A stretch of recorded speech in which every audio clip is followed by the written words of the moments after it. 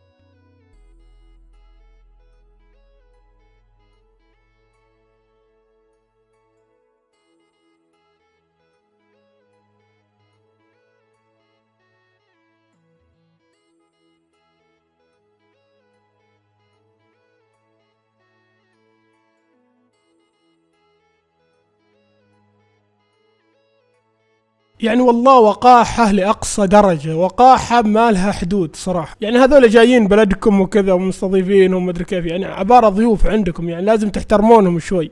لكن والله في هالمدن تقريبا تقدر تقول ان الامن والامان ينعدم. يعني يا ظالمين يسرقون في الشارع، يا اخي الشرطة وين عنهم؟ وين الحكومة عنهم ذولا؟